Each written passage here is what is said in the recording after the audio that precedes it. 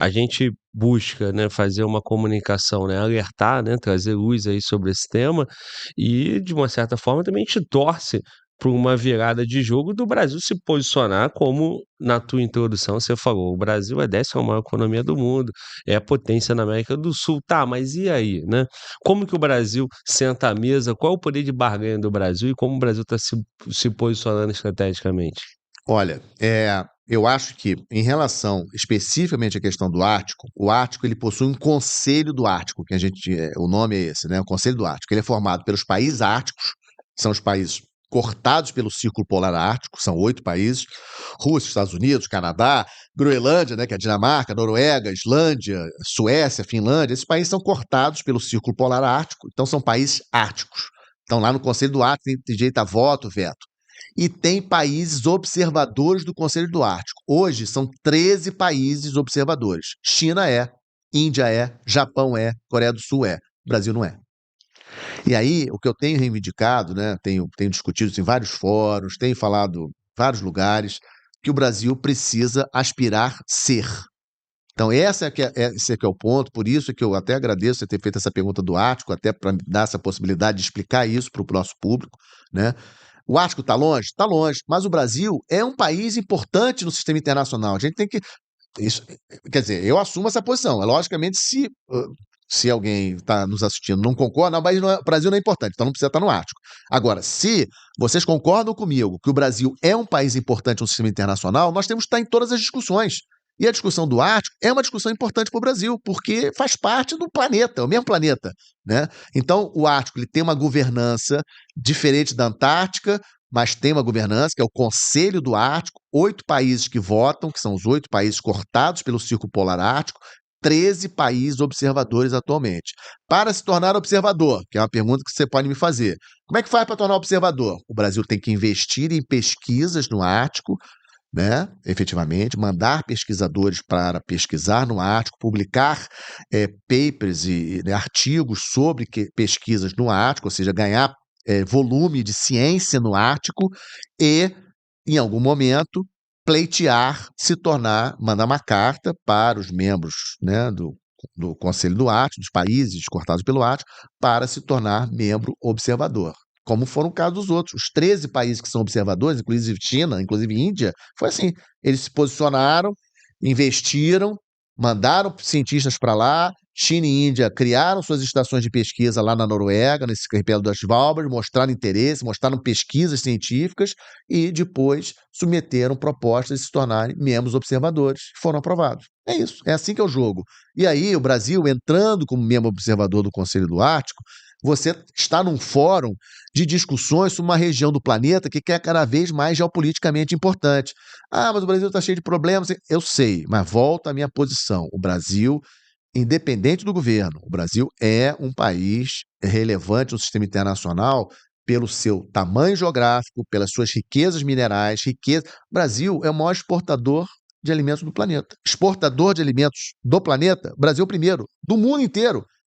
Isso é muito relevante, porque isso é comida, as pessoas precisam comer. Então, o fato do Brasil ser o maior exportador, o nome técnico é Ele exportador não é o maior líquido. Ele produtor, não é o maior mas é o produtor, mas em exportador. termos de exportador, é o maior Sim. exportador. Isso é um dado relevante. O Brasil tem mais de 200 milhões de habitantes. Isso é um dado relevante. O Brasil é a 10ª economia do planeta. É um dado relevante. Então, assim, dependente do governo. O Brasil é um país relevante no sistema internacional. Então, acho que o Brasil precisa estar em todos os fóruns, e o Ártico é um deles.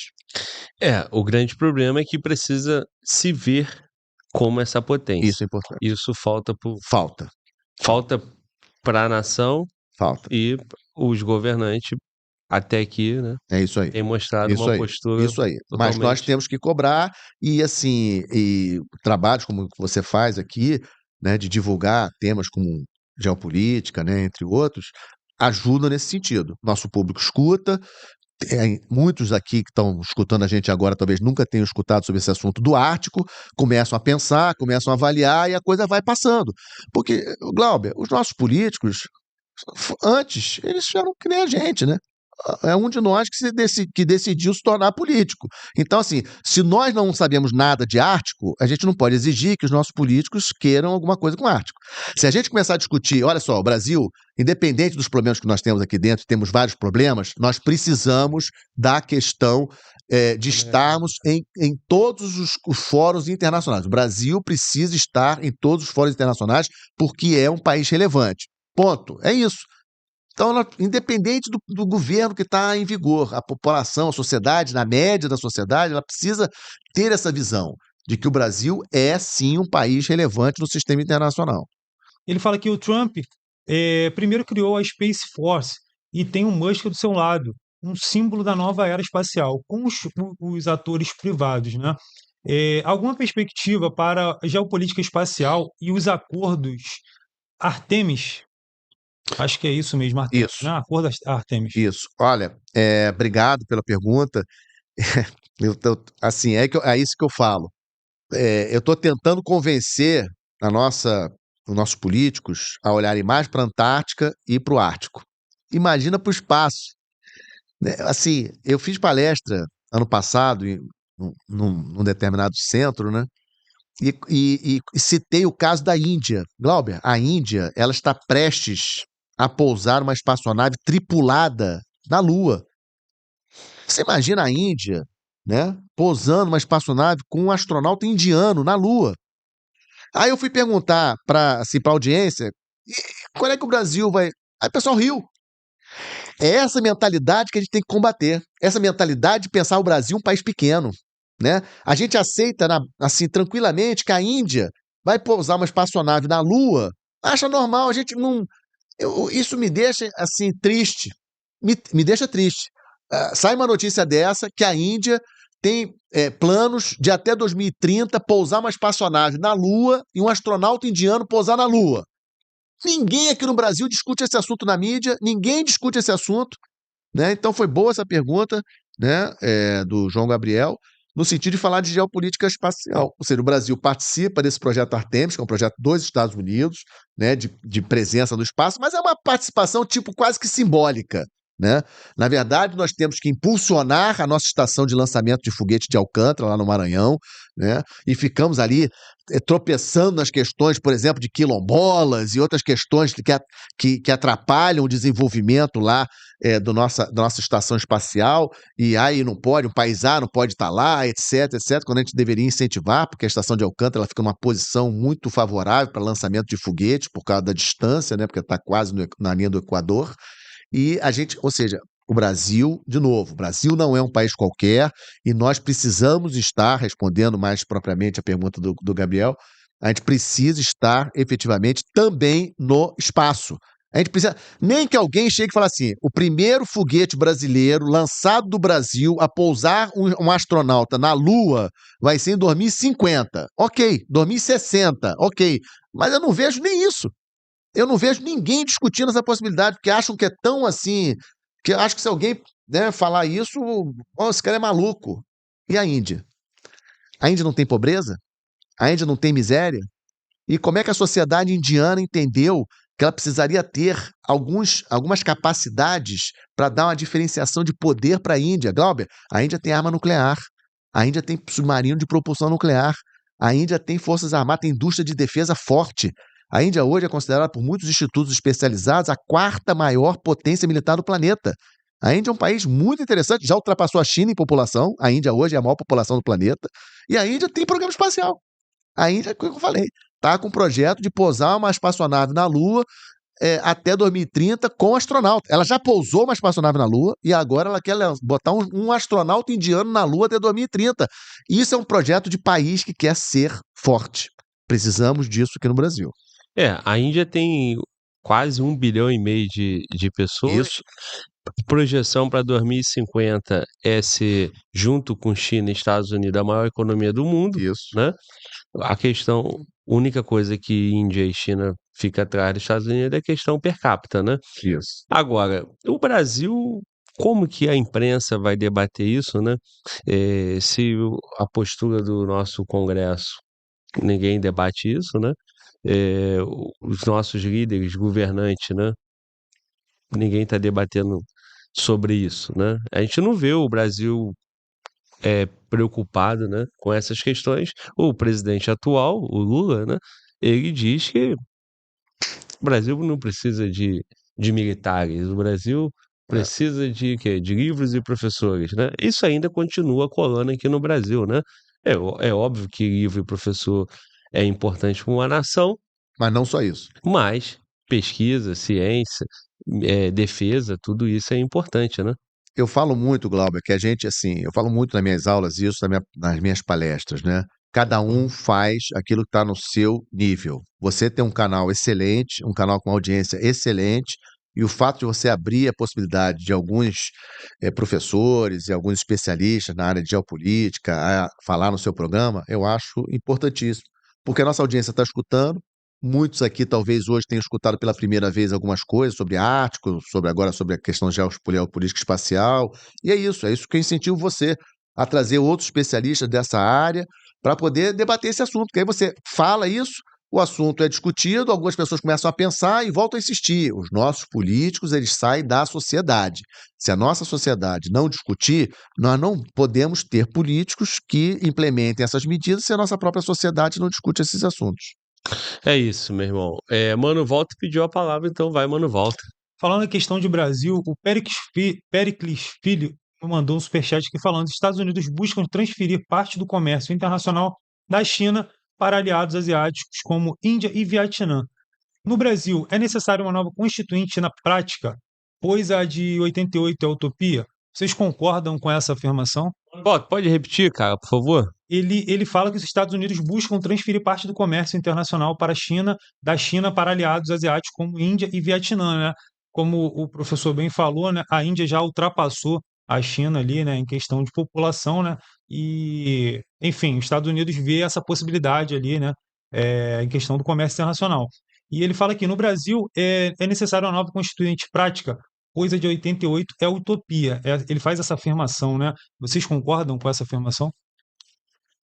Olha, eu acho que assim, essa é uma pergunta que dá para fazer um podcast, né? Assim, a Constituição brasileira de 88, ela é uma Constituição que muito debatida atualmente, né? Muita gente realmente discute essa questão da Constituição brasileira ser revista, e se tornar uma Constituição mais enxuta, mais moderna. 88, ela foi muito preocupada com os direitos, né, do cidadão, essas coisas todas. Eu acho que a gente tem que também ter uma Constituição mais equilibrada, também com os deveres, né? Ou seja, com os deveres da sociedade brasileira, né? Eu falo sempre muito isso. E aí, o Brasil se tornou um Estado, a sociedade brasileira, parte da sociedade brasileira, se tornaram muito dependentes do Estado, né?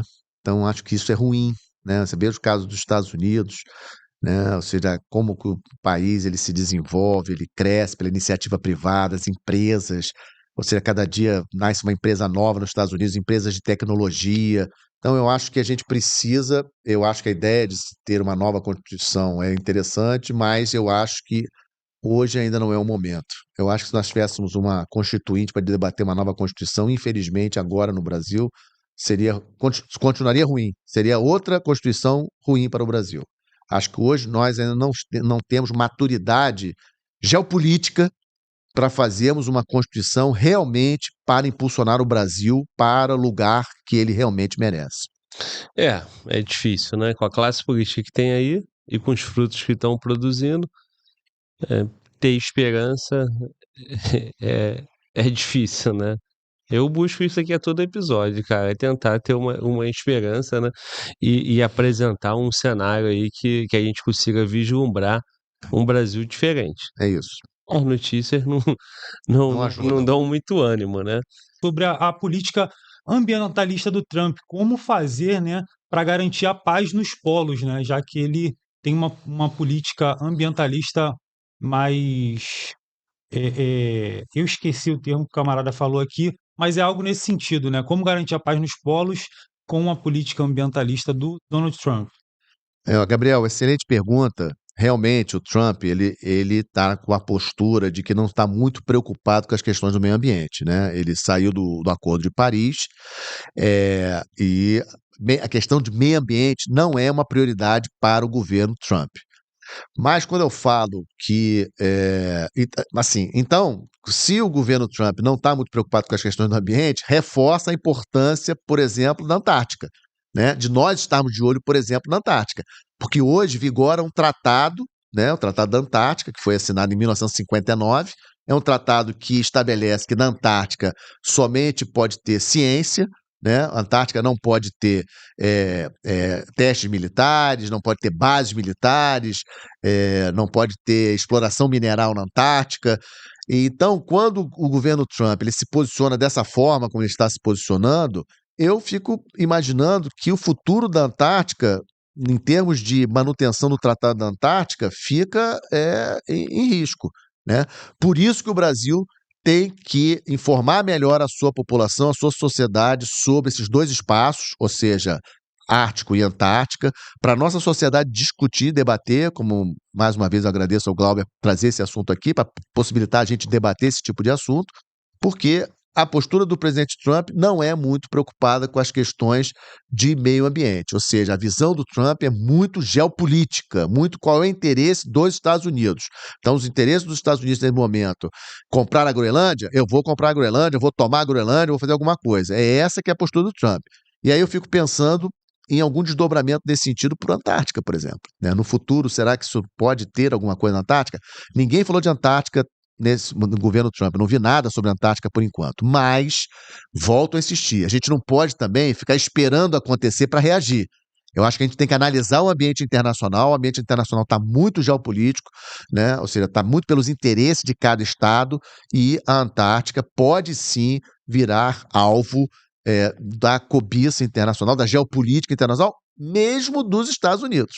Então, assim, o Brasil precisa trazer esse tema para o debate da sociedade, mostrar por que a Antártica é importante para o Brasil, né? Eu falei do Ártico, mas aproveito para falar da Antártica, e por que nós temos que seguir investindo no Programa Antártico Brasileiro. O Brasil tem uma estação de pesquisa na Antártica, uma excelente estação, a Estação Comandante Ferraz, uma bela estação, né? Isso aí é importante, uma estação com muitos laboratórios, etc. Então, mas é pouco. Para o tamanho da Antártica, o Brasil precisaria ter uma presença maior, considerando a importância da Antártica para o Brasil, em termos de meio ambiente, em termos de clima, para o agronegócio brasileiro, pela proximidade geográfica que o Brasil tem pela Antártica. Ou seja, você imagina a Antártica, Glauber, com exploração mineral, que pode, né, mudar a questão climática, a Antártica com várias bases militares, com mísseis, não é bom para o Brasil. Para o Brasil, em termos estratégicos, militares, é bom deixar a Antártica do jeito que está. Não tem míssil na Antártica, não tem navio de guerra na Antártica, entendeu? Então, manter a Antártica do jeito que está, só para ciência, é bom para o Brasil, em termos de defesa.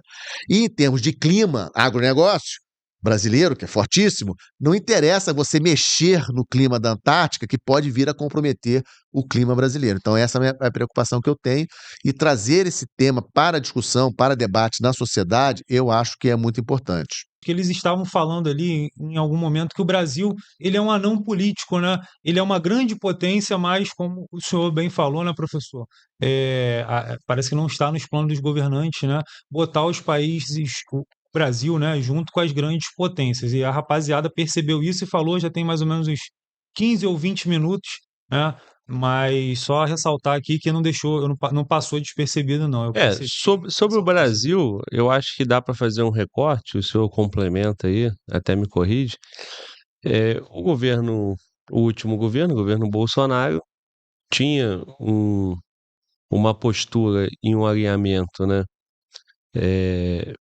muito mais ali com o Trump, né, e com os Estados Unidos, atento a essa nova ordem mundial, como é que ficaria essa composição, e pelo a minha leitura, o governo Bolsonaro tinha a expectativa que, junto ao governo Trump, se posicionasse melhor, né, numa nova estrutura ali de ordem mundial.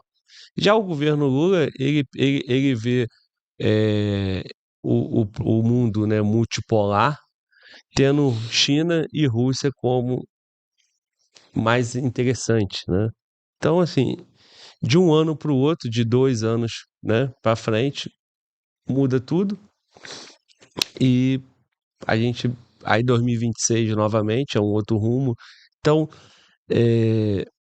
E aí, qual seria a melhor opção? Me parece que a melhor opção é os Estados Unidos, né, porque dispensa comentário, porque é a maior potência, a maior economia, é mais próximo do Brasil. O Brasil, os Estados Unidos têm interesse na América do Sul, o Brasil é potência na América do Sul. Me parece que faz bem mais sentido, né, do que apostar num, num cavalo que pode ser uma realidade no futuro, né? Ou se posicionar igual a Índia, né? Que olha o interesse, ó, nesse ponto aqui, isso é interessante para mim, China e Rússia, vem cá, bem-vinda. Estados Unidos, vem cá, bem-vindo. Eu sou Brasil, eu exporto mais alimento, eu tenho esse território todo aqui, eu tenho terras raras, eu tenho isso, tenho aquilo, vão para dentro. Agora, qual é a postura do Brasil? É isso aí. Ou seja, você está me encaminhando, você já me deu a cola para a resposta, né? Na verdade, eu acho que o Brasil é um país grande o suficiente para almejar a postura internacional da Índia. A Índia, qual é o maior fornecedor de armas para a Índia? Qual é o maior parceiro militar da Índia? Rússia. Olha só, o maior parceiro militar da Índia é a Rússia. E nem por causa disso os Estados Unidos estão colocando sanções econômicas contra a Índia. A Índia está comprando petróleo mais barato da Rússia, refina e vende gasolina para a Europa. Entendeu? Os Estados Unidos sabem disso, mas a Índia ela é tão importante, hoje é tão importante para os Estados Unidos por causa da China, aí a questão geopolítica Índia-China, que os Estados Unidos meio que fingem que não estão vendo esse movimento da Índia, que vê os seus interesses. É isso que o Brasil tem que buscar. O Brasil tem a China como seu maior comprador, né? Ou seja, o Brasil exporta para a China aí 28%, né? Tudo que o Brasil exporta para a China 28%. O Brasil também não pode chegar e falar, não gosto da China, vou parar de exportar para a China. Não é isso. Até o Milei da Argentina, há pouco tempo atrás, 3 semanas atrás, né, deu uma entrevista dizendo que o relacionamento com a China é bom, o relacionamento da China é um relacionamento profissional, um relacionamento país com país. Ou seja, o próprio Milei, que a gente vê muito alinhado com Trump, etc., outro dia falou bem da China, falou que a Argentina tem boa. Por quê? Porque a China é um grande comprador dos produtos argentinos, né? Da agricultura argentina, né? Alimento. Esse é o grande foco de compra de produtos argentinos pela China. O Milei não é maluco. Ele vende muita coisa para a China e ele não ia ficar falando mal da China à toa, só para, né, ganhar ponto, assim. Não, ele falou bem da China. Então, eu acho que o Brasil tem que ter um pouco essa postura, a postura de quais são os seus interesses. Onde que o Brasil tem que ter interesse? Isso aqui. E eu acho que do ponto de vista estratégico, em termos de mundo, a nossa posição, a nossa cultura, a nossa história é muito mais alinhada com o Ocidente, que a gente chama de Ocidente, Estados Unidos e Europa, do que com Rússia e China, né?